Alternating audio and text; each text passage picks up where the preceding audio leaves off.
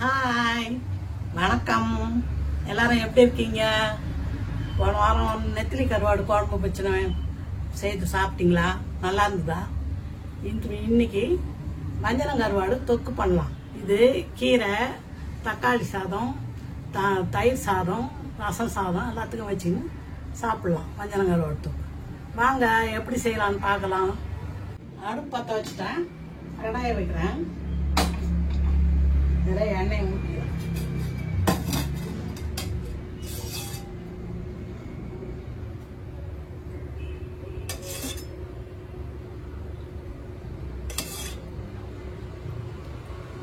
ஒரு 3 கரண்டி எண்ணெய் ஊற்றிக்கலாம்.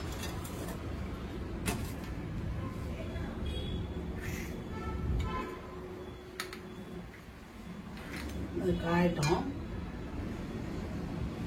வெங்காயம் அரிஞ்சு வச்சிருக்கேன், தக்காளி அரிஞ்சு வச்சிருக்கேன், வஞ்சரம் கருவாடு நல்லா கழுவி வச்சிருக்கேன். அவ்வளோதான். கடுகு, சீரகம் எடுத்து வச்சிருக்கேன். இப்போ எண்ணெய் காயட்டும். எண்ணெய் காஞ்சிச்சு. இப்போ கடுகு போடுறோம். கடுகு, கொஞ்சம் சீரகம் போடணும்.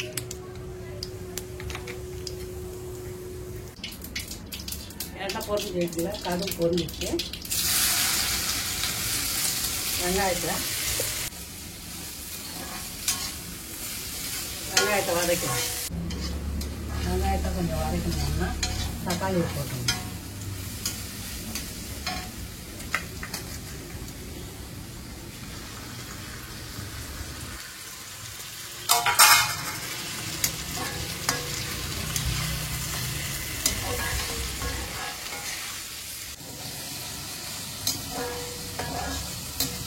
தக்காளியும் வெங்காயமும் வதங்கிடுச்சு. கொஞ்சம் கருவேப்பிலை போட்டுறேன். வெங்காயமும் தக்காளியும் நல்லா வதங்கிடுச்சு. அந்த கருவாடை போடுறேன்.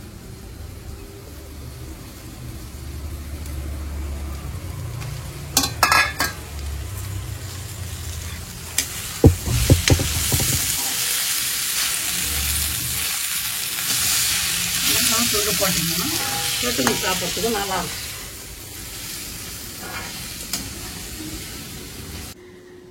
வெயிலுக்கு பலாப்பழம் வாங்கி வந்துக்கிறாங்க. அது 2 சாப்பிடலாம். அது வதங்கட்டோன்னு வந்து உட்காந்துருந்தேன். நீங்களும் வெயிலுக்கு நல்ல பழம்லாம் வாங்கி சாப்பிடுங்க.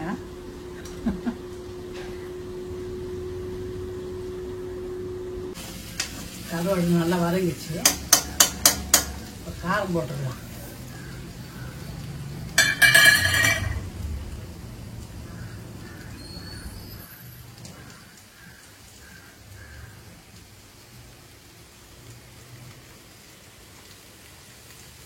ஒரு 2 ஸ்பூன் போடுறேன்.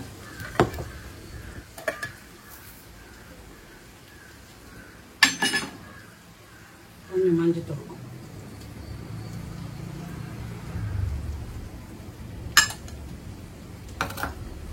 உப்பு வேணாம். ஏன்னா அந்த கருவாட்டில் உப்பு எவ்வளோ இருக்குதுன்னு வெந்தப்புறம் பார்த்துன்னு போட்டுக்கலாம். தண்ணி கொஞ்சம் வைக்கிறேன்.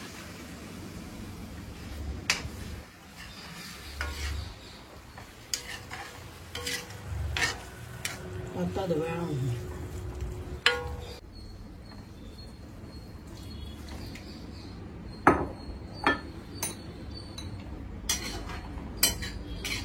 போட்டு ஊற்றி வச்சுட்டேன். தண்ணி திட்டமாக கொஞ்சம் மூடிடலாம். மூடிட்டு கொஞ்ச நேரம் வேகட்டும். ஒரு 1/4 மணி நேரம் வெந்ததுன்னா அதை சுண்டிடலாம். சுண்டை வச்சு அதை இறக்கலாம். எனக்கு கல்யாணம் ஆன வரைக்கும் உங்களுக்கு சொல்லிட்டேன். நான் கல்யாணம் ஆகி மெட்ராஸ் வந்துட்டேன்.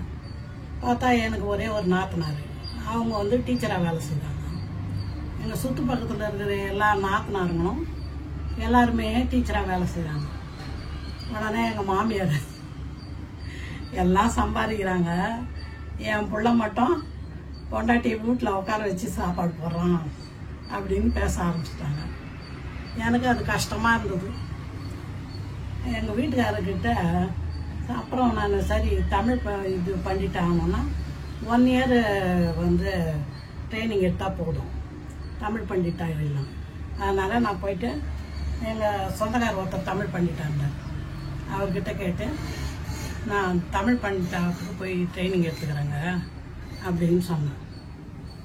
வேணாம் அதெல்லாம் போகிற வேலைலாம் வச்சுக்காதேன்ட்டார்.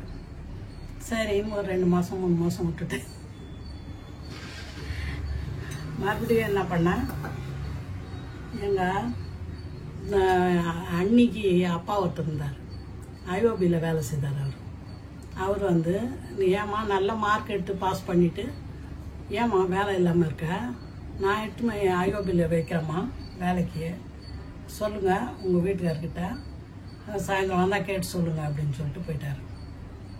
சரி மறுபடியும் ஒரு நப்பாசு எப்படியோ கொஞ்சம் மனசு மாறிட்டு வரா அப்படின்னு சாயந்தரம் வந்த உடனே கேட்டேன். இந்த மாதிரி மாமா வந்து சொன்னாருங்க, இந்த மாதிரி ஐஓபியில் வேலைக்கு வாங்கி கொடுக்குறாங்க உனக்கு அப்படின்னு. என்ன சொல்கிறீங்க, மார்க் நல்ல மார்க்கு எடுத்துப்பாங்க அப்படின்னு சொல்கிறாங்க.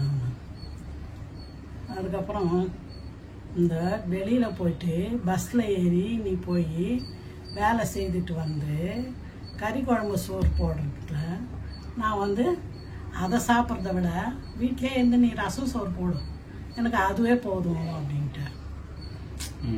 என்ன செய்யறதுன்னு பேசாமல் அடங்கிட்டேன். என் பசங்களெல்லாம் நான் இந்த சௌதாமினி டாக்டர்கிட்ட கூட்டின்னு போவேன். சௌதாமினின்னு ஒரு டாக்டர், லேட் டாக்டர், அவங்ககிட்டலாம் ரெகுலராக போவேன். அவங்ககிட்ட நான் இந்த மாதிரி வேலை இல்லாத கஷ்டப்படுறேன் அப்படின்றது பேசணுன்னே எல்லாரும் வேலைக்கு போகிறாங்க, எனக்கு மட்டும் வேலைக்கு போகிறதுக்கு இல்லை, எங்கள் வீட்டுக்காரர் எங்கேயும் அனுப்ப மாட்டேன்றாரு அப்படின்னு அவங்க சொன்னாங்க, நான் வந்து உனக்கு கோஷ் ஆஸ்பத்திரியில் வேலை போட்டு தரேன், நீ அங்கே வந்து ஒரு அட்டெண்டராக வந்து போ, அது ஒத்துக்கிறாரா பாரு கேளுன்னாங்க. மறுபடியும் என் வீட்டில் சண்டை இல்லாதது, மறுபடியும் போயிட்டு இந்தாங்க சௌதாமினி டாக்டர் வேலை போட்டு தரேன்னாங்க, இந்தாங்க சொல்கிறீங்க அப்படின்னு. உனக்கு வேறு வேலையே இல்லையா, போ ஆஸ்பத்திரியில் போய் நோயாளிகளை கூட இருந்துட்டு வந்து வீட்டுக்கு வருவியா, நீ வந்து சமையல் பண்ணி போடுவியா எங்களுக்கு, வேணாம் அப்படின்ட்டார். அந்த அட்டம்ப்டும் போயிடுச்சு. சரி அதுக்கப்புறம் பார்த்தா இது எனக்கு சும்மா விடலை. எங்கள் மாமனார் இதில் இருந்தார், கம்யூனிஸ்ட் கட்சி ஆஃபீஸில் இருந்தார்ல, அண்டர் கிரவுண்டில் இருந்தப்போ லீடராக இருந்தார். அதில் யாரோ ஒரு தோழர் வந்து சோவியத் கான்சுலேட் ஜெனரலில் ஒரு வேலை காலியாக இருக்குது, பூஞ்சோல மருமவாக படிச்சுட்டு இருக்காங்க, அவங்கள சேர்த்து விட்றாங்கன்னு வீட்டுக்கு வந்தார். எல்லாமே வீட்டுக்கு தேடி தான் வந்தது, நான் எங்கேயும் தேடின்னு ஓடலை. வந்து சொன்னாங்க. வந்து சொன்னால் எங்கள் வீட்டுக்காரர் சொல்லிட்டாரு, இந்த ஆஃபீஸு அந்த ஆஃபீஸு எந்த ஆஃபீஸுக்கும் நீ போகக்கூடாது அப்படின்ட்டார். சரிம்மா இல்லைங்க, நான் எங்கள் மருமக எங்கேயும் வராது, வேலைக்கு அனுப்ப மாட்டேன்றாங்க அப்படின்னு சொல்லிட்டாங்க. அதுக்கப்புறம் எங்கள் வீட்டுக்காரர் கேட்டால், உன்னை கல்யாணம் பண்ண சொல்லவே உங்கள் அப்பா வந்து உங்கள் அப்பாவும் உங்கள் சின்ன அண்ணனும் இவங்க வீட்டில் எல்லாரும் டீச்சராக இருக்காங்க, எல்லாரும் வேலைக்கு போகிறாங்க, அதனால் என் பொண்ணை வந்து நீங்கள் மெட்ராஸில் வேலைக்கு அனுப்பக்கூடாது அப்படின்னு சொல்லி அறிவுறுத்தி வச்சுருக்காங்க.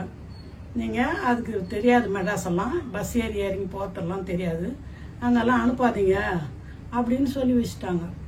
அப்புறமா இதெல்லாம் சொன்னாங்க உங்கள் அப்பாவும் உங்கள் அண்ணனும், நான் உங்களுக்கு சொல்லக்கூடாதுன்னு பார்த்தா நீ இங்கே வேலை இருக்குது அங்கே வேலை இருக்குதுன்னு இப்படியே என்னை கூப்பிட்டு வந்து காமிக்கிறேன் அப்படின்னு சொன்னாங்க.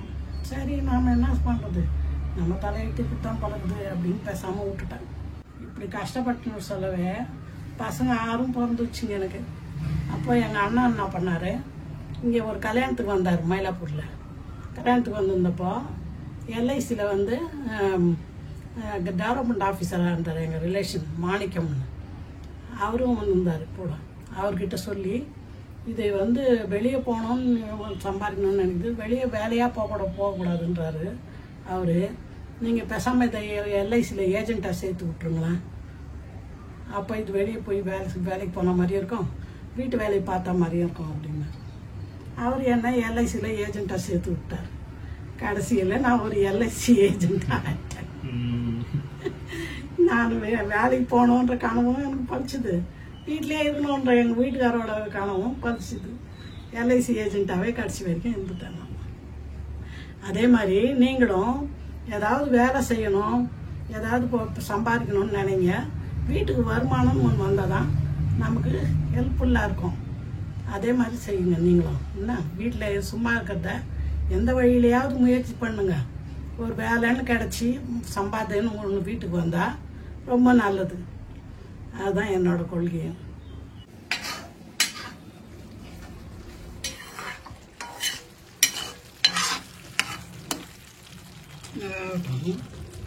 ஸ்லோவில் தான் இருக்கும். நல்லா சுண்டி போச்சு. இப்போ உப்பு எவ்வளோ இருக்குதுன்னு பார்க்குறேன். வேணுமா என்னன்னு. கொஞ்சம் குறைவாக தான் இருக்குது. அதனால் கொஞ்சோண்டு உப்பு போடுறேன். இந்த அளவுக்கு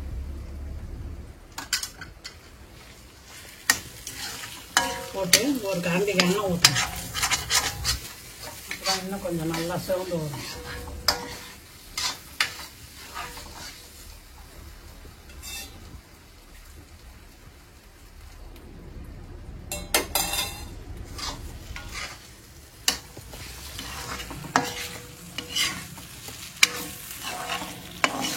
நல்லா செவக்க வரணும். அது வரைக்கும் கிளறி வரணும். நல்லா சுண்டி போச்சு.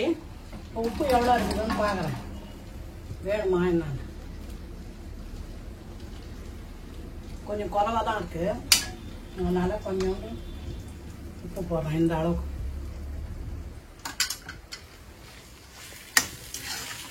போட்டு ஒரு கரண்டி எண்ணெய் ஊற்றுறேன். அப்புறம் இன்னும் கொஞ்சம் நல்லா சிவந்து வரும்.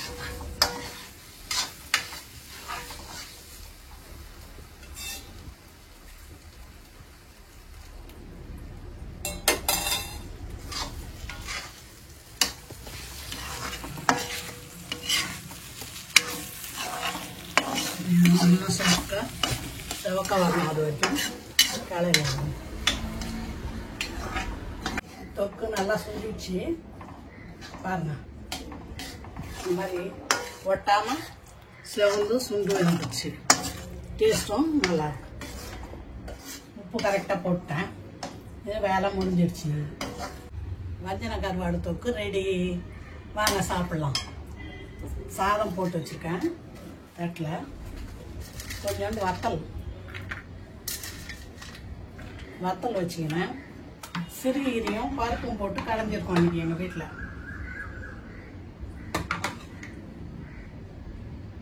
அதை ஊற்றிக்கிட்டு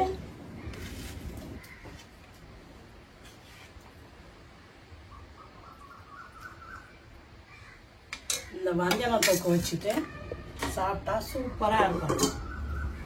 நீங்களும் உங்கள் வீட்டில் இந்த வஞ்சனம் தொக்கு செய்து சாப்பிட்டு பாருங்கள். இந்த கருவாட்டு குழம்பு, இந்த கீரை குழம்பு இதெல்லாம் வச்சு இந்த கருவாட்டு தொக்கு வச்சு சாப்பிட்டுங்க.